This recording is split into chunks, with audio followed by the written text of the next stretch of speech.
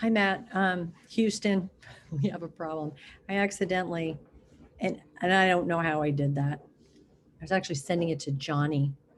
I was going to send him one of those videos, and I accidentally sent it on the. And now Annie just immediately goes, subscribed. And I called her and I said, hey, if you subscribe, that's going to kind of mess with my. I'm talking to Matt here. It's a technological fail on my part. So anyways, I'm going to proceed. So I asked her not to subscribe, to which she promptly replied, no, I'm subscribing. I don't get half your jokes. I'm like, oh boy. And that just inspires me to heights of hilarity for sure. I don't know what you're talking about. Sounds kind of stupid. Well, that's kind of the name of the game. All right. So the only thing I was going to tell you is just like two things. But I also realized that every time I tell you I'm about to end, I always have a few extras. And Mark and I used to call that, let me just say one thing. There's never one thing. There was like often four. Okay, so I'm kind of out of, programming. You know how you kind of run a ground on Netflix and all the various channels. Doesn't matter how many channels. You eventually just go. So I started watching the Medicis, the Italian families. But in the back of the mind, I'm thinking the baboons principle of 3 hours, 9 hours. So they are scheming and going and plotting and political maneuverings. They're making art. They're plotting against Venice. They're doing all this stuff with their 9 hours, and they're laying siege. They're currying favor. There's a lot that can be done with the baboon 9 hour energy. That could be our power bar, baboon 9 hour energy. Slay your friends, commit acts of violence you never knew possible. Okay, so then the other thing that, remember the guy from yesterday, the Saparovsky? I don't think that's his name, but you remember him? He did the baboon studies. And he goes on to say later on, talking about the us versus them that the baboons instinctively know. And he says that this is a part of the mammal brain that we enjoy. Well, I don't know that we enjoy it, but we got it in there, where it's an ancient instinct, and it occurs in the synapses before we even know we've been synapping.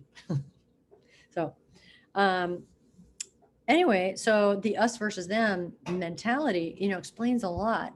When you think about it, you know how you'll be going along your merry way, and then somebody that you know is like, I love that Trump. And you're like, whoa, what just happened? I'm out. You can't just go out.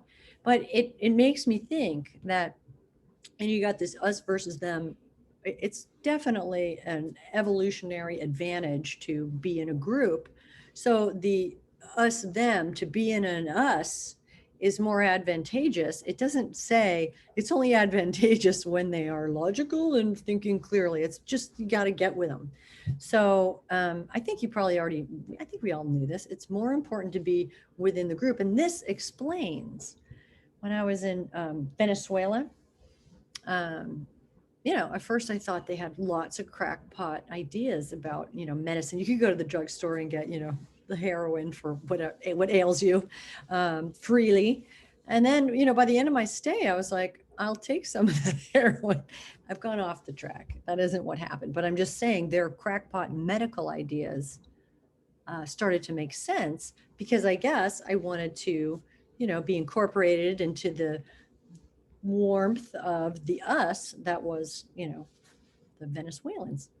So anyway, and then I was thinking also about people like in Texas, they're not wearing the mask. It's just we're part of our group, and our group is going. No, the man is not going to tell us what to do. I think. Wait, I think they are the man. Well, you get my point. So I know I'm kind of meandering, but that's what was kind of on my mind today was a team, a proposal of an us versus them, where it's just you and me. We are the us, and the laws of physics and common sense hold no sway. So it is nonsense from the outset, from the get-go. What do you say? You and me, us versus, well, I mean, I guess it always has to be a versus them. So I know you're kind of politically correct, but I think we'd make a great, insane team. We could come up with ideas that wouldn't make sense to anybody. And then because our instinct tells us we must be part of this group, this dyad, uh, we would begin to believe things that were just ridiculous. So I think that'd be fun, is to cultivate some wacky thoughts. Um, so you are a carbon-based cyborg at this point. So hopefully you've been able to follow all of what I'm saying here. I'm a little rattled because is Annie watching? Is she not watching? Is she poo-pooing my comedy? I don't know. But I'm gonna forge on, much like you have to do. So hope you're not in too much pain or getting crabby, or I don't know quite what is happening. I'm going to send you something in the mail. I'm going to send you a scalp scratcher. That can kind of fire off some nerve endings that will distract you for a millisecond. It's the best I can do. Okay, so I know you've got the Avengers to tend to, so I hope that you are still on board with that, and that it's really fun. So I hope you're okay today, and hang in there. You're gonna keep going, Matt. You're gonna do it.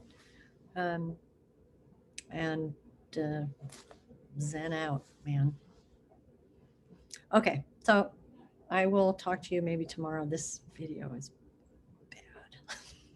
I just have the us and them. It's very nonsensy. But that was kind of my whole point. So take care of yourself, and I will talk to you soon.